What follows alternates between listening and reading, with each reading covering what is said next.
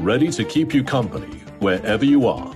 Blanche, the podcast, brings you immersive, hard-hitting stories anytime, anywhere, every week. Welcome to another episode of the WholeWeek Wrap with Daily Maverick and Carte Blanche. Joining us this week is Daily Maverick business and financial journalist Ray Mahlaka.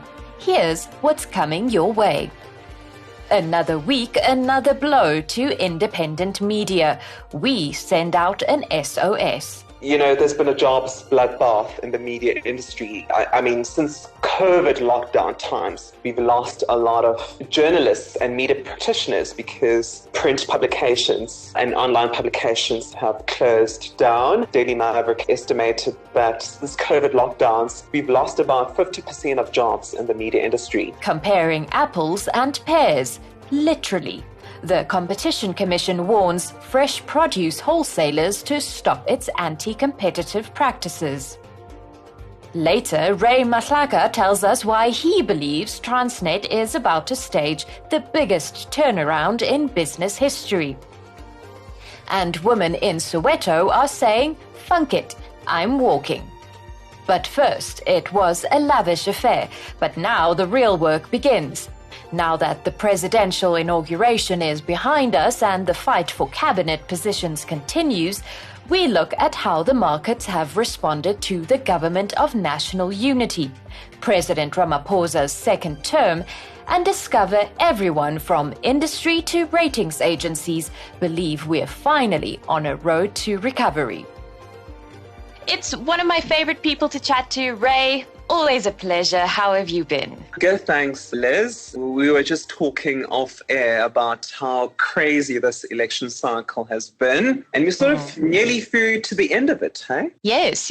So last week was the big day. We saw the presidential inauguration, and it was, of course, a sparkly affair. You have your dignitaries, and you have the military band, and airplanes flying past, and everyone loves watching all of that. But I'm actually more interested in what this all means for the country in the long term. It seems like the South African markets reacted positively to Ramaphosa's clinching another term. What have the markets shown in the days following Inauguration Day? So it's not only the JSE that was really positive to Ramaphosa re-election, but we've also seen the Rand as well reacting positively. At some point, we saw the Rand going below the 18 Rand per dollar level. And these are levels that we last saw in July last year. And I think most investors are optimistic that Ramaphosa has secured a second re-election, even under a government of national unity, because Ramaphosa being there for the second time essentially means that there might be a continuation of economic policies, and there might be business-friendly policies that the government might implement. So most investors believe that there is now certainty and a continuation of policy as well, and there won't be any nasty surprises going forward. Yes, absolutely. And we know, as you've hinted, that the markets have always liked Ramaphosa. And I think business and investors are definitely also liking the idea of the government of national unity taking shape. But how confident would you say the business sector is in this GNU actually being a success? Well, there's been a sigh of relief, actually, because the political parties that have come together under a GNU, these are political parties that seem to have a respect for rule of law, have respect for the constitution, whereas the MK party, one of its manifesto pillars was to scrap the constitution. And the fact that it's not part of the GNU, a lot of investors are very happy about that, because most investors typically invest in countries where there is rule of law and the constitution is respected. And JP Morgan also double upgraded SA assets, saying the GNU was likely the best outcome for our economy, and it upgraded SA from underweight to overweight. And from what I can gather, not being a finance expert myself, being overweight in this instance, in economic terms, is actually a good thing. Could you quickly explain to us what this latest upgrade actually means? South Africa is rated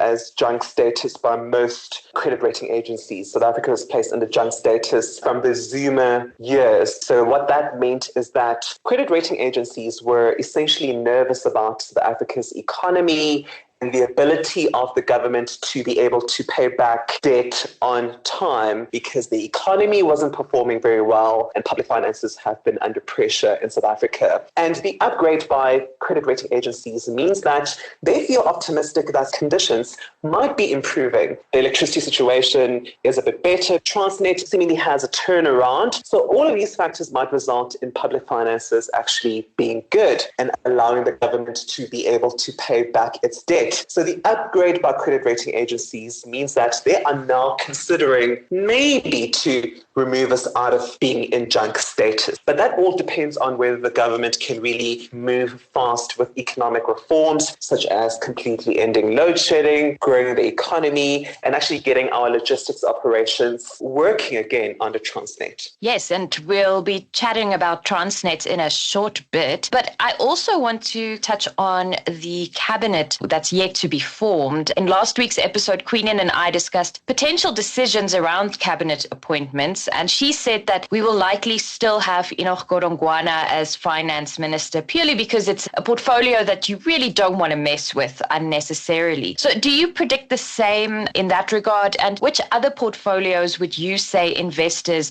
are keeping a really close eye on? I agree with my colleague Queenan. I mean, the public finance ministry is so important. Whatever policy decisions that are implemented by the government broadly, by cabinet, this is where the funding mechanisms will now work to implement those policies. The problem here is that within the ANC, the talent pool is so shallow. I can't think of anybody besides Enoch Godongwana who is respected, is credible, has institutional memory and knowledge, and who is liked by financial markets and investors. Someone who's seen as having a stable hand when it comes to policy. Beyond ANC circles, I don't see anybody beyond Godongwana or someone who is ready to replace him. Maybe David Masondo, the deputy under the previous administration. And I know the ANC under a GNU government would want someone who is appointed as the finance minister. I think other positions that are important to look out for in the coming days or weeks is the economic cluster broadly in cabinet. It compiles of the finance ministry, public enterprises ministry, Department of Trade, Industry and Competition, as well as the Small Business Ministry. Under the previous administration, there were talks that the Department of Public Enterprises might be completely scrapped and the various state-owned enterprises would move into their line ministries. So an Eskom, for example, would move under the Department of Mineral Resources and Energy. A Transnet would be moved and overseen by the Department of Transport. It's interesting to see what kind of ministerial posts and cabinet decisions that a GNU government will end up coming up with. So I'm really looking forward to what decisions will be made in the economic cluster of cabinet. Beeld, Rapport, City Press, Daily Sun and Soccer Laduma. Some of these print publications have been around since the 70s and have played a pivotal role in chronicling the many historical events throughout South Africa's turbulent history. But come September this year, their voices, in print form at least, will go silent as Media24 has announced the closure of these household titles. It serves as yet another reminder of just how vulnerable the country's fourth estate has become, and begs the question, who will save independent media? While the economy as a whole seems a bit more bullish, the same can't be said for our media industry, unfortunately. And as we've seen last week on the 18th of June, Media24 confirmed a rumor that many of us within the industry have been hearing for a while, and that is that several print publications will be closing up shop for good. Now, that along with the sale of its logistics company On the Dot amounts to about 800 people directly affected by this, which is just unimaginable, especially in these difficult times. For me, having worked at Media24 as well, it was a real gut punch for me, but also for journalism as a whole. You know, there's been a jobs bloodbath in the media industry. I mean, since COVID lockdown times, we've lost a lot of journalists and media practitioners because print publications and online publications have closed down. Daily Maverick estimated that since COVID lockdowns, we've lost about 50% of jobs in the the media industry. And that's even before taking account of what happened at Media 24 days ago. So this is not a good sign for media. Media is really in a tough position right now, because if more media titles close down, what does it mean for democracy? How will media play its fourth estate role of keeping society in check, holding those in power to account? The closure of more media outlets will basically mean that democracy will be compromised at the end of the day. While these various print titles will continue in digital form, as Media 24 has said, it can't be denied that our newsrooms are being hollowed out. As you've said, up to 50% of jobs have been lost within the media industry. And I think we will definitely begin to see the impact of this deepening crisis in the months to come, as institutional knowledge is already really thin. I believe the media's ability to uphold our democracy will suffer greatly. And I think a lot of colleagues have stated the same. And I read a great piece by MoneyWeb editor Ryk van Niekerk, in which he says that many corporate role players were mostly unaware of the financial difficulties faced by the media industry when he spoke to them. But as soon as he mentioned it, they realized that the downfall of independent media means serious trouble for the country. So do you perhaps see the private sector becoming more involved in pulling local journalism back from the brink? Maybe a blind spot in media is that we as media practitioners haven't really communicated our challenges to the public. Maybe that is the reason why we find ourselves in this predicament.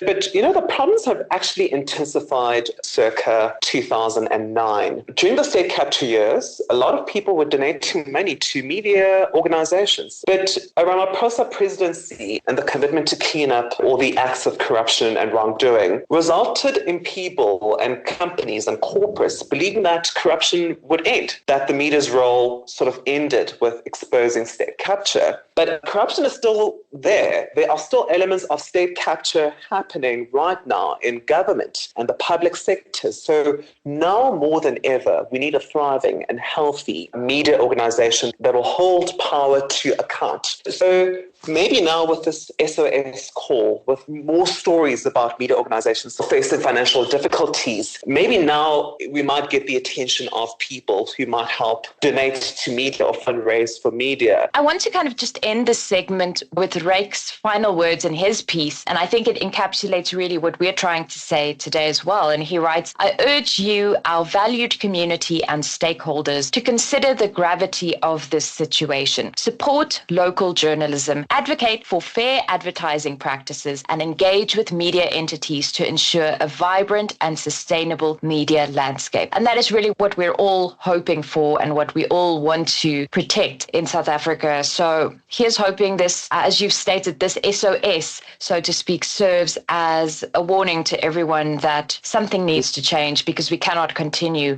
on this trajectory that we're on at the moment. Following months of complaints from consumers, farmers, and others within the fresh produce wholesale market regarding transparency and pricing, the Competition Commission launched a formal inquiry to seek clarity on three things: whether the supply chain of fruits and veg is effective and fair, how producers could be better protected against unfair business practices, and why several smaller fresh produce suppliers are seemingly locked out of the retail market. And if you think this doesn't impact you, the consumer, think again.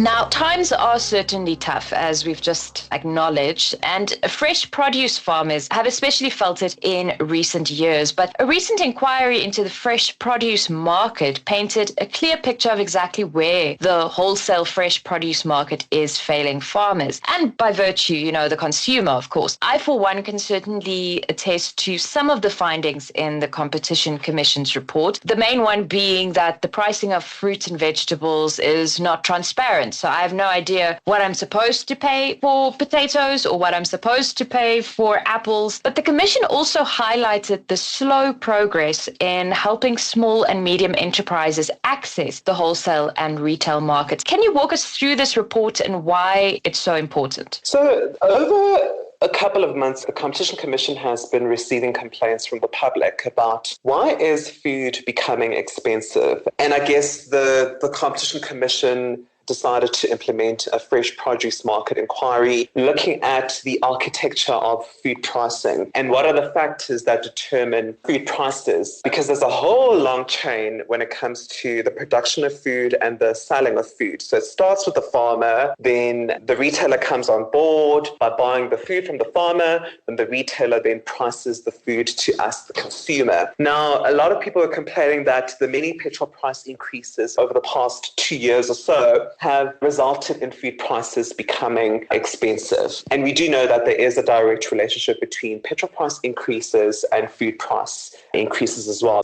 But what the Competition Commission has found is that even at a retail level, food prices are quite high, and how pricing of food is determined is not transparent enough. So there were instances of food being marked up or priced quite high, higher than the cost of actually getting food to the grocery store and to the consumer at the end of the day. So it really lifted the lid on how food is priced in South Africa. And there was one section for me as well that really I found interesting but shocking if it's true. The inquiry found that Simba, a subsidiary of PepsiCo, allegedly hoarded high-quality potato seeds to ensure no one else in the market could grow similar varieties of potatoes. And that was such an interesting part of it because that's not even something you think about. So that was really interesting for me, and it sort of made me question which other parts of the fresh produce sector is doing something similar, and how is that impacting what we pay for our fresh produce, but also how many farmers who really, really want to be a part of this industry are being locked out because of practices like this. Not only that, at a very basic level, I worry about what impact does this have on nutritional food and access to quality nutritional food that is also affordable. So for me, this cuts across nutrition. Can we possibly be making food much cheaper and more accessible to people? So if the competition dynamics are not leveled and the playing field is not leveled, this will have quite a dire impact on nutrition and access to healthy food at a very affordable price as well.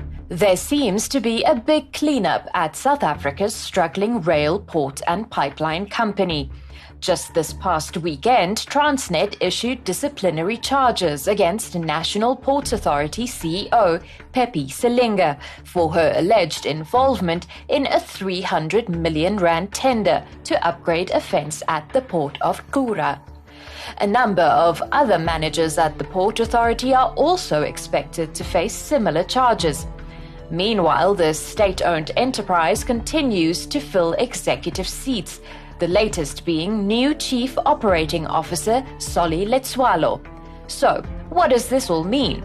According to Ray, this could very well be the turning point Transnet investors have been waiting for. I want us to move on to Transnet. You mentioned it a little bit earlier, and in last week's show, we chatted about Transnet and how two of its ports were rated the worst in the world by the World Bank, and Transnet said the World Bank got it wrong and that things are actually looking really good for the state-owned enterprise. And it seems there might be some truth to that statement, because you recently wrote that, quote, Transnet could stage one of the greatest turnarounds in business history. Now, when I first saw that headline, I thought, wow, Ray, that is quite a statement to make. But you base it on two things, and I want to get into the first one is management. What is it about the recent appointments that we've seen, because we've just seen the COO also being appointed? What is it about these recent appointments that instills so much confidence? So there have been several changes within Transnet, especially at a leadership perspective, because there is a new CEO, there is a new COO, there is a new Chief Financial Officer, CFO, and the Freight Rail division also has a CEO, a new CEO. And the difference this time is that all of these roles were filled by internal people who have worked in Transnet for years. They've worked through the ranks and they know Transnet very well. They know where the problems are at Transnet and they know how to probably fix those problems. And the second is that a lot of the customers in business who rely on Transnet to move their goods to markets, such as the mining sector, are actually very optimistic about the various changes that are happening within Transnet. So I spoke to several business contacts and business leaders, and they said that they are getting a renewed sense of energy that the new management at Transnet is committed to fixing the problems at Transnet with the rail operations and the logistics operations. And they are getting a sense that things are finally turning around from within Transnet. So basically, the article was based on those two big factors. Another point that you highlighted is that Transnet has essentially pushed out deadlines on some of its biggest loans. There's talk of about 100 billion rands in debt being deferred to give Transnet some breathing room. But this made me think, okay, so they're making this big turnaround, but isn't this just delaying the inevitable? You're making the right observation. You're asking the right questions, because essentially Transnet is kicking the can down the road by deferring the repayment of debt. So it's really buying more time, and eventually doing so will really catch up with Transnet at a later perspective. But what Transnet is trying to do right now is to improve its operations, generate more money so that it builds up revenue and potentially generate a profit. And once it has built and improved its operations, then later on, it might be able to repay that debt. So all what Transnet is wanting and doing here is to buy more time and space to fix the problems, raise more money so that when eventually those debt payments come up at a later stage, then Transnet might be in a much stronger financial position to be able to pay back that debt. So all Transnet is doing is kicking the can down the road to buy more time and space. Ask any South African and they'll most likely say they don't feel safe walking the streets, day or night. But one non-profit organization is working to reclaim the streets from criminals, and they're doing so one 5-kilometer walk at night in Soweto at a time. Let's get on to our green shoot. It's sort of a green shoot, but it's a reflection on the sad state of safety in South Africa. So last week, I came across this awesome non-profit organization called Funk It, I'm Walking. And their motto is, let's walk to freedom. And it aims to make it safer for women to walk any time of the day or night in any part of the country. And that through providing safety for women, you unlock the economic value of safety. It's such a great campaign, and it's really getting women to stand up and claim back their space in society. It is, and we know that we live in a very dangerous and violent country as well for women and children. So doing something as basic as a woman, I can't imagine. It brings a safety concern. Am I going to be safe when I walk the streets? Or do something as basic as jogging and running in the morning. So this is really initiative really warmed my heart. It's also not just about walking purely for the sake of walking, but I also love the whole concept around women empowerment that they bring into this, because they have a bunch of great events that they host each month. There's #First Thursdays, where women go on a night patrol, so to speak, through Soweto, and they support local establishments as they do so. So they go past restaurants, they educate the community about community safety. But then there's also, and this is the one I really love, there's also the 100